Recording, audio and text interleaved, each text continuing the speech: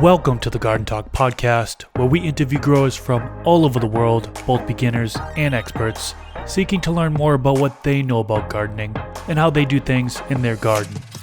What's up, everybody? For those of you that don't know me, my name is Chris, aka Mr. Grow It, and you're tuned into the Garden Talk podcast. This is episode number 163. In this episode, I interview Macho Gramsby Savage. He is a fellow content creator with nearly 2,000 subscribers, and he grows both organically and synthetically. And that's what we're going to talk about in today's episode. The medium, feedings, pH, ppm, and more will be compared. Macho reveals several things that he does in his garden when growing both ways in order to get better plant growth. If you want to see short clips of these podcast episodes, search Garden Talk Clips on YouTube. I also have a gardening channel where I show the plants that I grow. Both of those channels will be linked down in the YouTube description section below. One of my goals for this podcast is to bring free information about gardening to the general public. That being said, I'd like to thank the sponsors of today's episode who helped make that goal possible. Thanks to IPM Infinity for sponsoring this episode. Check out their electric sprayers with a 2-liter capacity and an adjustable nozzle that can go from a strong jet to a fine mist spray. Their sprayers are battery powered and can be used for 3 hours on a full charge. No pumping required, and it's a one-button operation. Click the link in the description section below so you can learn more about their sprayers, and the discount code MrGrowIt15 works on both Amazon and their website, acinfinity.com. Stash Blend. Stash Blend consists of several ingredients in one, so you no longer have to buy individual bottles. It includes corn steep liquor, seaweed extract, humic acid, beneficial bacteria, silica, and mycorrhizal fungi. It can be used in addition to your synthetic base nutrients or be used in living soil systems. Simply mix it into water and water your plants with it. You can get it at stashblend.com, link in the description section below, and use the discount code THESTASH. Mars Hydro. Check out their new 2025 M6 clip fan. It has a 5-blade design, 10 speed settings, delivers a maximum airflow of 350 CFM, and you can choose between 45 degree and 90 degree oscillation angles. Also, their Valentine's Day flash sale is going on right now from February 10th to 17th. Go to their website at mars-hydro.com to see all of their deals. I'll link it in the description section below. And you can use discount code MrGrowIt to save even more. And we are back, and I'm joined with Macho Gramsby Savage. How you doing today? I'm all right. How you doing today, brother? Doing pretty good, man. Thanks for coming on to the podcast today. We met in person a couple times. Times already now, yeah? Yeah, the Growers Gauntlet was the first time. I'll never forget when we were done with the event. AC Infinity was giving away some of the equipment that was there, and one of the things they were giving away was a grow tent, and it was all fully assembled and everything. And I'm like, I don't think anybody wants this. And I walk outside and I talk to you, and I'm like, you're giving away a grow tent. Does anybody want it? And you're like, yes, I'll take it. And you live in Illinois, so getting it from California to Illinois, you went so far to do that. It was pretty funny. I'm glad you mentioned it because a lot of people didn't believe it. A lot of people didn't believe that you were the reason that I actually came home with a 4x4 from the trip. So it's cool, man. Yeah, and I really appreciate you hooking me up, man. I wasn't expecting that at all. Yeah, me neither. I didn't think they were going to be giving away all that stuff. I think people had lights, not even in boxes and stuff like that. So yeah, it was insane. It was awesome. Really, really good event, though. But yeah, I'm glad you decided to come on to the podcast today. We're going to be talking about growing a couple different ways here. Growing organics and synthetics. You grow both ways. I think it's really important to know some of the differences between the two. I know me personally, when I first started, I was growing with synthetic inputs. And then I switched over to organics, and I was trying to do the same things that I was doing with synthetics. And there are some things that are different. So going through today and finding out kind of how you do things, growing both ways. And I think there's going to be a lot of takeaways for folks that are listening in that they'll be able to apply in their own garden. So really excited for this conversation. But before we get too deep into it, can you give us an introduction? Tell us a little bit about yourself and how you got into gardening. Well, I'm Macho Grams, and I started gardening about almost a year and a half ago now. And it was really because I just wanted to grow my own. You know, you don't really know what's going on out here. You don't know what everybody's putting into their stuff. And I'm starting to get real weary on what's out there. So I really wanted to take full control of what's going into my garden, what's going into my body. Awesome. And then what is your style of growing? Are you an indoor grower, outdoor? I know you said you grow both with organic inputs as well as synthetic inputs. What medium are you in as well? Yeah, right now I've only been able to have the chance to grow indoor, and I'm growing both, like you said, organic and synthetic. So for my organic grow, I'm using Build a Soil 3.0, and I try to run their whole line, all Build a Soil, the whole Build a Soil family. And for my synthetic grow, I haven't stuck to one cocoa yet, but I've been switching around from different cocoa companies. Okay, got it. So a little bit of both soil and cocoa. You got experience doing both. So some people might be listening into this and they might be not knowing fully what the difference is between organic and synthetic. Can you break it down for us? Well, with organics, the way I grow, I try to get everything set like before I even plant my first seed. I need to have all my nutrients, everything that's going to be taken up within the grow already set. Whereas in synthetic, it's an inert media, the cocoa that I use, there's nothing in there. And I'm adding my nutrients as I go every day. I'm feeding nutrients every day. Got it. And we'll break down your feeding regimen here in a few minutes. Yeah, there are quite a few differences between organic and synthetic. I think organic, a lot of people think of all natural, things that come from the earth, for example. Sustainability is something that can be mentioned when it comes to organic. Some of the differences in techniques, we're going to get into that now as far as watering, medium, container size that you can use, and so on and so forth. Let's jump into medium first. When you're growing organically, what medium do you use? I think you mentioned soil, right? And then what's in that mix to begin? Well, it's already a pre-made mix from Build a Soil. So they come out with a pretty good bag, 3.0, and it's everything already prepared. So you're ready to go to flower. Once you're ready to go to flower, maybe a few weeks before, you'll add your stuff that you're going to need. So I'm adding Craft Blend, I'm adding Kashi, I'm adding Thrive.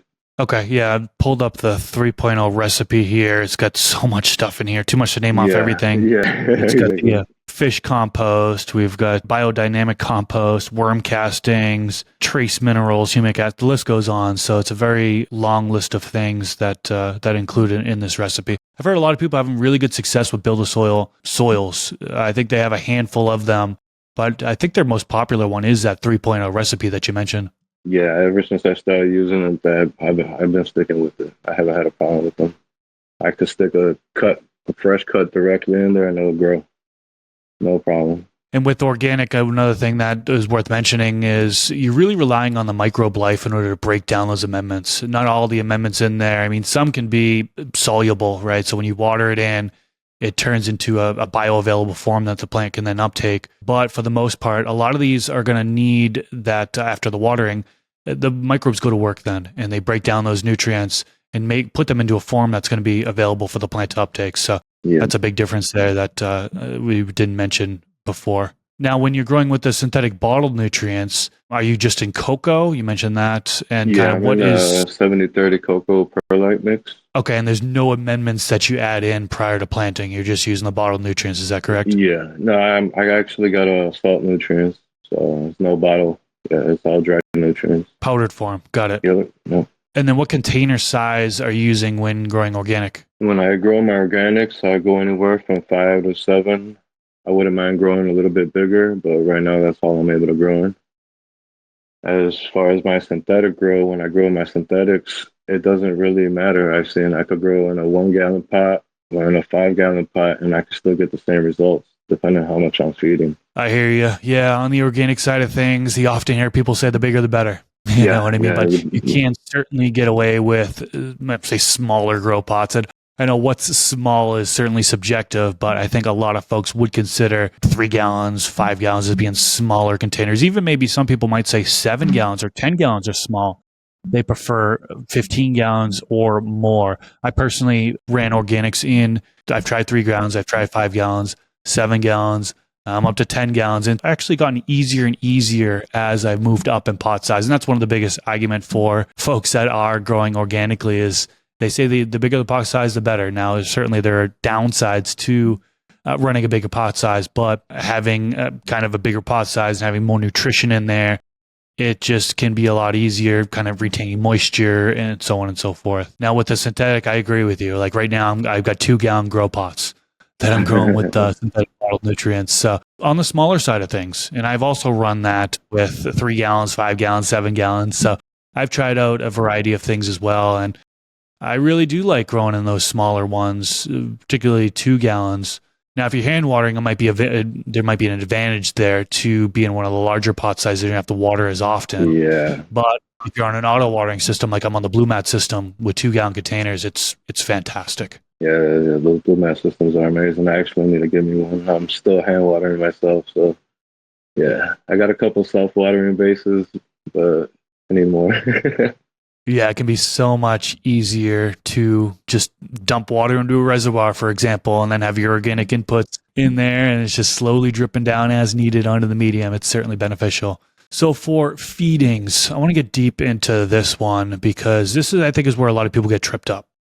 For organics, you had mentioned that you're using the Build Soil 3.0 recipe, so it's not really going to need any additional nutrition to begin, right?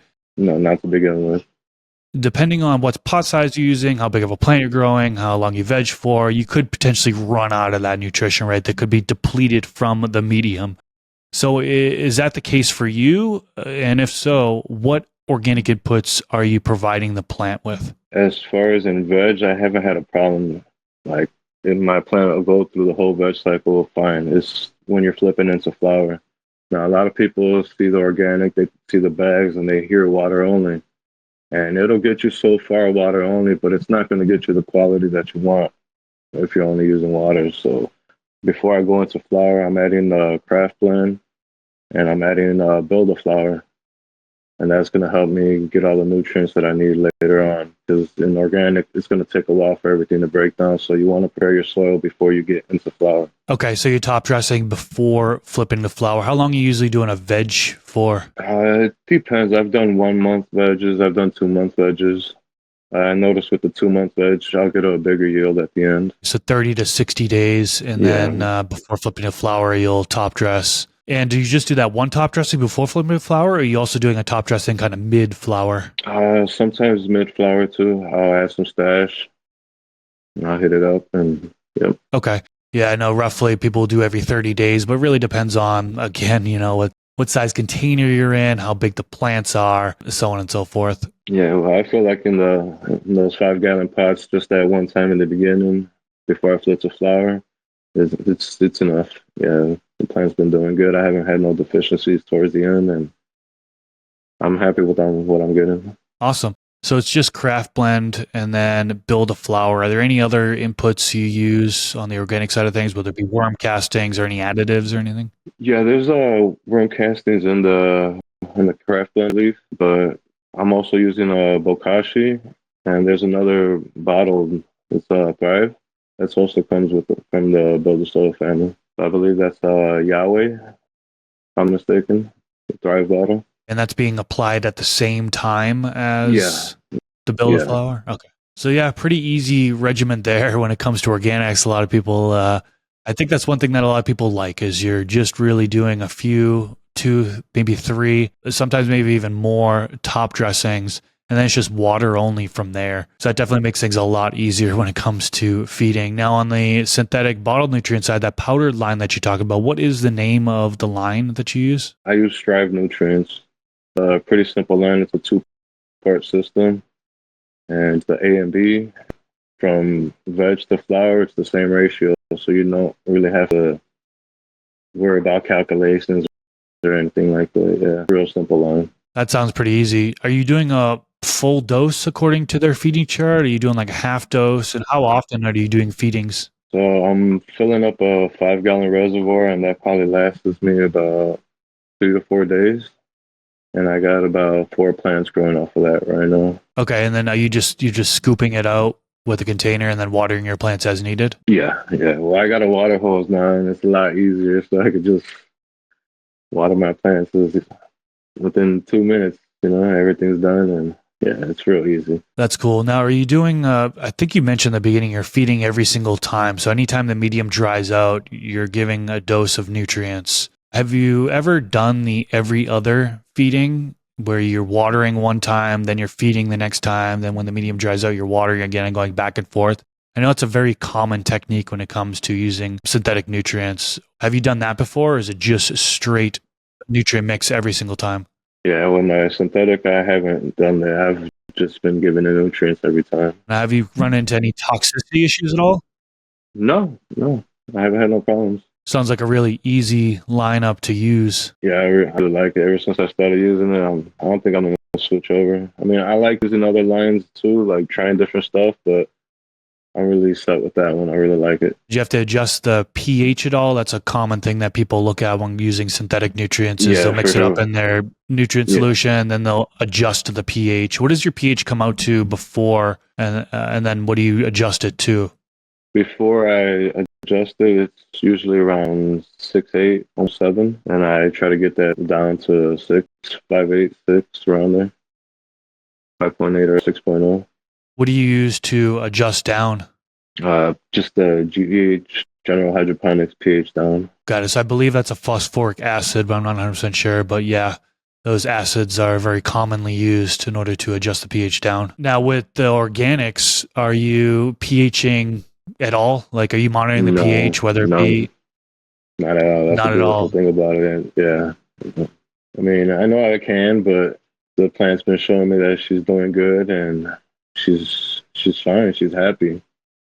So I don't think I need to change anything on that side right now. That's another way that it makes things easier is you don't have to adjust the Yeah. pH. Oh At yeah. least in your particular case, I'm not sure. We'll talk about water here in a minute, but your initial water source is certainly going to tell you whether or not you need to do that pH adjustment.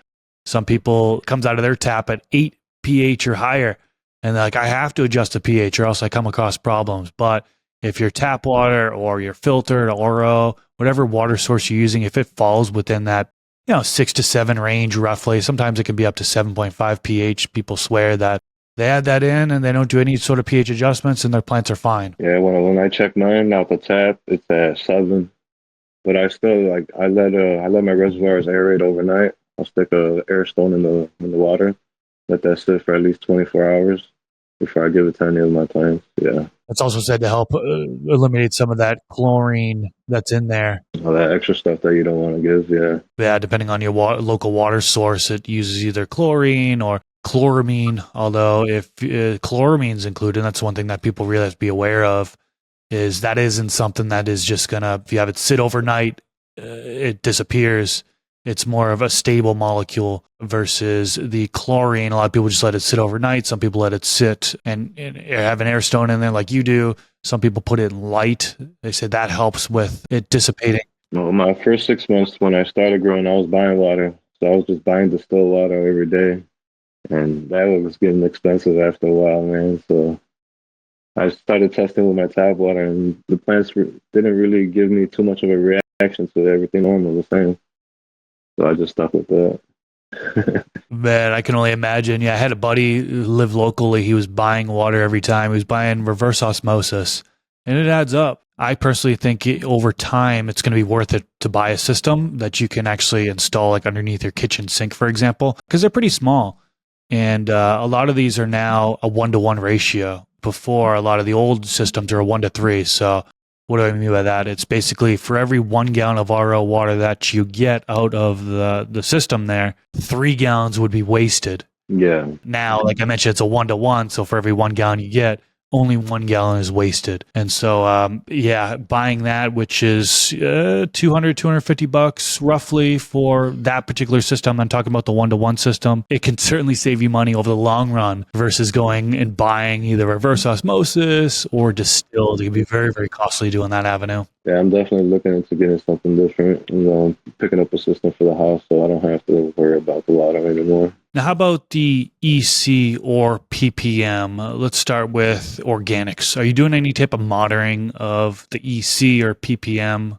Not on either one of them, really. Like the only thing I monitor is the pH on my synthetic side, and that's about it. Like it's hard for me to check the ppm or the pm, and like I just try to focus on one number and stick to that. And a lot of people play the numbers game and they chase it, and they're just driving themselves crazy. But like until I see something going on with my plants where I feel like I'm doing something wrong or I'm lacking in something, then I'll start paying a little bit more attention to that. Yeah, I think a lot of people take the same route that you do when it comes to the organic side of things in particular, where they are mostly hands off when it comes to both pH, like we mentioned, as well as the EC and the PPM.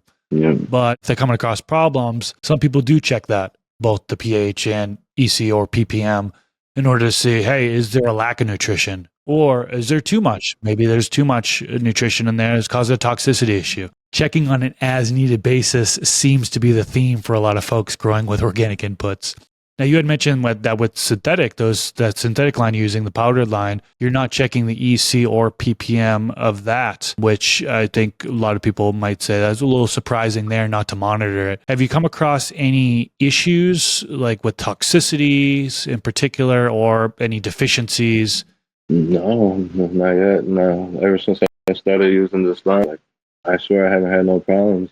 That's awesome, man. I'm gonna have to check out that line, maybe even try it in the future. It sounds like a real easy line to use, especially if you're using it, you're not having to check EC or the ppm, because that's a common thing a lot of people do, though, to make sure that the nutrient solution going into it is the range they're looking for, or they'll check the runoff measurement.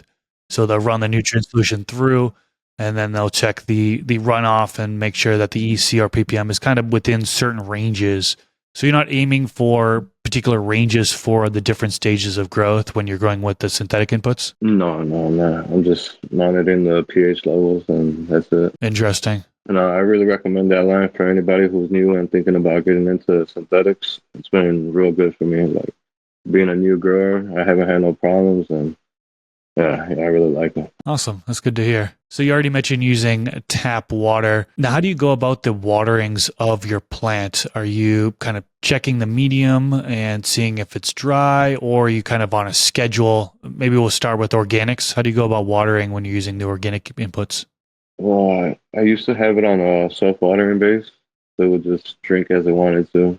And I would let that dry out maybe once a week, and then I would top dress the water in. So everything that I top dressed to feed into the root system. The self-watering base will hold about maybe 3 days of water, 2 or 3 days of water. And when I check the level on it, I notice it's getting dry. I start checking the weight of the actual pot itself. So I'll pick up the actual pot to see how heavy it's getting or how light it's getting. That's been the easiest way for me to check. And when growing organics, you have only been using the self-watering. Is that correct? Yeah. Now, how about when you're growing with the synthetic inputs? Are you still doing a self-watering or you top watering or what? I'm top watering. Yeah, every day I'm top watering in. Since you're in cocoa, more of an airier medium, doesn't hold on to the moisture as much. You're doing every single day, you're going in there and doing a watering, huh? Yeah, I wanted to use a self-watering basis, but I've heard people have problems when they're feeding synthetics, bottom feeding, so I don't want to run into problems. I don't really want to experience them either, so I'm just going to keep doing what's been working for me for right now. So I'm just top watering every day. It's not broke, don't fix it, right? Yeah, exactly. Exactly. I mean, it's always fun to experiment, but as long as you're just experimenting, maybe on something small, not your actual garden. Yeah. So pretty straightforward there, how you go about your waterings. I want to get into pests next. Let's start with IPM, things you could do to prevent pests. What do you do in that case? I've had problems in the past, and I had a bad bag of cocoa in the past that I had to deal with fungus gnats. And to get rid of that, I had to use mosquito bits. So something that I had to water into the cocoa every day for at least about a week till I got rid of that. But I normally keep sticky traps around now, so that's always a good monitor, like just to keep an eye on things. It's not going to stop you from getting them, but it's going to tell you if you have a problem or not. Fungus gnats are such a pain, man. I battle them so much. They seem to come and go so often. It can certainly be frustrating when you have a crazy outbreak. It doesn't sound like they have been too crazy for you, though. Have you come across any major pest infestations, whether it be spider mites, thrips, anything like that at all? No, just the fungus. Luckily, that's all I had. I guess, they say you're not a real grower until you get spider mites and stuff. So I guess I'm not a real grower yet. I'm still learning. Yeah. I've never heard that before. Yeah. I heard somebody say that at the grow shop the other day. I was like, okay, I guess I'm not a real grower yet. I don't know what I'm doing, but I guess agree to disagree on that one. I know people who have been growing for 5+ years and they've never come across pests. So that's great. Are we gonna call them not a grower? Exactly right. Like, come on, man. That's funny. No, I'm glad to hear that you haven't come across any major infestations. They could be such a pain, man. I had I had aphids outdoors one time, and it was so disheartening. It was on actually my bok choy, and I went in there. It was harvest day, and I was like, "Oh, going to harvest some bok choy." My first time growing it, I was super excited. It was purple lady bok choy, so it was like completely purple. And then I went to go harvest it, and I'm just loaded with aphids, kind of like burrowed in, and it was just, it was disgusting. I was like, "Oh no, how the heck am I going to eat this stuff?" So Yeah. That's one of the things about growing outside, right? Is like you can't really control too much what's going on out there. outdoors is a whole different battlefield. Now, are you doing anything as a preventative, like sprays? A lot of people use sprays, particularly like in the veg stage, in order to kind of deter pests or prevent pests from coming in. Do you do those at all or no? No, no, I haven't had to yet. So, I mean, I know everybody's telling me to go ahead and just get some preventative maintenance going on before it happens, but I haven't had the chance to experiment with any different type of sprays yet. But I'm always willing to try something. All right, pretty straightforward there. I'll keep my fingers crossed that you don't come across any infestation. Hell yeah. We'll hope for the best on that avenue. Yeah. Now, what climate are you in? The temperature range that I try to keep is anywhere from 75 to 80s, maybe about 60% humidity level. Maybe a little bit higher in the beginning, but towards the end, I'm dropping it down, and that's probably the lowest I'll get is about 60%. Around 60% for the whole grow, is that correct? No, I start off like in my veg stage, I'm aiming for a higher humidity level. I'm probably around 70 to 75. So as I'm going, flipping into my next stage is when I'll start lowering it. And probably towards the end of flower, I'm probably down to about 60%. Are you supplementing CO2 at all or no? No, no. I want to get some type of system going, but I haven't had a chance to experiment with that yet. I noticed when I had my garden in my bedroom when it was still small, my garden was still small. My plants were growing a lot faster, and I believe it was because of the CO2 that I was able to provide for them. But now that it's in a separate room, yeah, I see the difference. Yeah, Oh yeah, that makes total sense. I know some people who work out in their grow room in order to yeah, release that CO2 that helps their plants. I thought that was pretty funny. yeah. So that's temperature, humidity, and CO2. Let's talk about some mistakes that growers make. Starting with organics, are there any mistakes that you made or mistakes that you know of that people make when growing organically? Yeah, my first organic grow, I read the bag and said water only. So I just watered only the whole way through, all the way to flower, and I quickly realized that that wasn't the way. I mean, there's only so much that water is going to get you, but in flower, you're going to need to add all the extra stuff that you need, and you're going to need all your nutrients. I think a lot of people run into that problem because they see that on the bag, water only, and they think they're good for the entire grow, and then they come across problems, and then they give up on organics because Yeah, they're not happy with the result. They thought it was water only, and all of a sudden they think it's something else that they're doing in the grow. But yeah, I think a lot of people fall into that same trap. Now, how about when growing with synthetic nutrients? Is there any mistakes that you can think of that maybe you've come across? the only mix I had so far was my pH pen. So I didn't have the proper pH pen, and it wasn't fitting right. So when I started feeding my nutrients, I wasn't getting the growth I was expecting to see. And when I finally got a new pH pen, and I seen that my old pH pen was way off, and I was able to adjust everything and get everything correct right away, I noticed the difference. Like the very next 2 days, the plants were taking off. Yeah, that's happened to me before as well, man. Those probes on the pH pen, I wish they lasted a lot longer. Now, you can use storage solution, which is recommended, right? Because if you're not keeping that probe in storage solution at all times, really, when you're not using the pen, it can dry out and it dries out so quickly. And then you come across inaccuracies and you have to actually buy a new probe. And some of these meters, they don't have replaceable probes, so you have to buy a whole new meter. So I learned my lesson a long time ago about keeping it in storage solution, and thankfully it lasts a lot longer. But yeah, you still need to calibrate too. I mean, I typically calibrate. There's some really good meters that I've gotten away with not calibrating several months without calibrating, and they've been still accurate.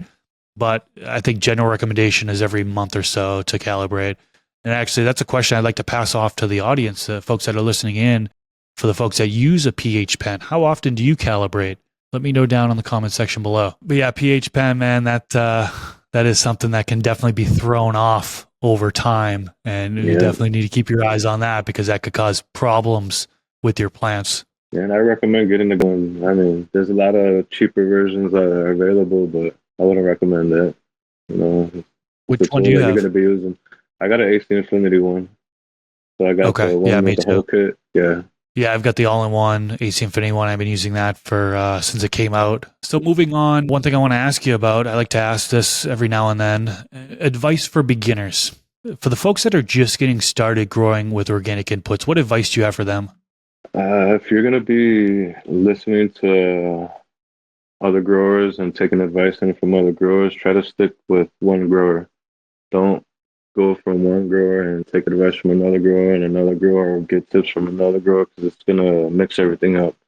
You know, try to find somebody that you could use as a mentor, maybe, and stick with their growth style, so you could develop your own. I think that's really good advice. People do mix things when they shouldn't mix, particularly like amendments. People kind of try to play soil scientist and like, oh, I heard from this guy that this is good to add in. And Yeah, oh, this guy says that this good to add in. And all of a sudden there's an imbalance of nutrition in the medium. And some elements are locking out others, preventing uptake from happening. And they're coming across problems. So yeah, I agree with you when it's kind of like stick to somebody's regiment that you're following. Maybe just go with what they're going to begin until you've kind of seen some success there, then kind of experimenting from there. Because when you're mixing all these different things, you can certainly come across problems, and some could be hard to correct. yeah. With organics, it's a lot harder to correct because it's gonna take time for the stuff to break down, or it's not going to be the whatever you do is not going to be readily available. So you're not going to see if you corrected it or not for another week, maybe 2 weeks sometimes. Yeah. 100%. Do you have any specific tips for growing synthetically that you'd like to give to beginners? Don't don't get stuck to one line. Maybe don't be afraid to try new lines. There's a whole bunch of different nutrient companies out there. A lot of them are doing the same thing, just put different labels on there. So don't think just because one brand is more popular or more expensive, it's going to be better. Don't be afraid to try new things, but just always make sure you got your pH levels right. Another question I like to ask towards the end of the episode, can you list off top three strains that you've grown and kind of what you like about them? One of them was just recent. It was Chad Westport's No Joke. Yeah, it was a real easy grow. She grew out nice and frosty, super frosty. She purpled out real nice at the end. And when I harvested, she was real good. She came out real good effects. And I've only gotten about a year growing, so it's only so much that I got growing. One of my other favorite ones that I had was Back to the Future. I don't know if you ever had the chance to try that one. That was a real good one. That No, was who is from that by? Taste Buds Genetics. Okay. Yeah, they're based out of UK, I believe. But that one too, she was a real big yielder, real fat, long colas. When you open your tent, you're gonna like what you see. She's gonna give you what you want. She's gonna give you a nice, good smell, nice, good effect, good narcotic effect. I'll have to check that out. Do you have one more for us? Yeah, Trop Cherry. I don't know if you ever had Trop Cherry. That one's No. beautiful plant. She comes out real purple, super purple. The actual nugs are purple, not just the leaves.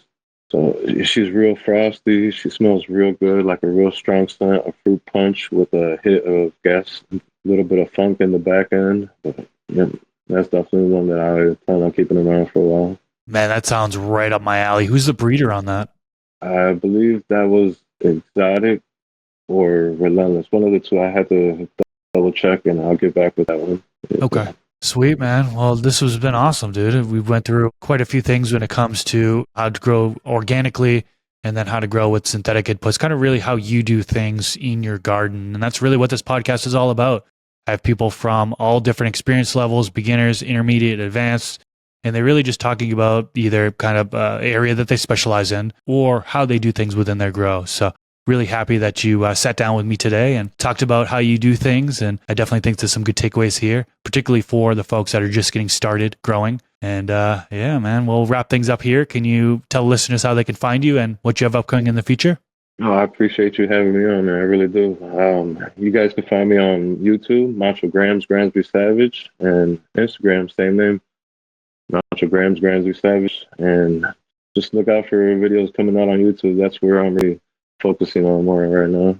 Putting out some content. Sweet. Well, I'll definitely have a link to Macho's YouTube channel down in the description section below. What questions do you have for Macho? Or what questions do you have about growing organically or synthetically? Let us know down in the comments section below. And yeah, what tips do you have for growing with organic inputs or growing synthetically? I'd love to know that in the comments section as well. Definitely want to give a big shout out to the folks supporting on Patreon. Patreon.com/Mr. Grow It. The folks being scrolled on the screen right now are in the producer tier. Special thanks to you. 100% of the money donated through Patreon goes right back on the podcast. It keeps this podcast going. So thank you so much for your contributions there. Well, Macho, thank you so much for coming on to the podcast. This has been a great chat. I'm sure we'll cross paths again at some point, and looking forward to throwing one or two up in the air with you. Yeah, hell yeah. Can't wait for it, man. Can't wait to hang again. All right, everyone. We will leave it at that. Thanks so much for tuning in, and I'll catch you in the next episode. Peace out.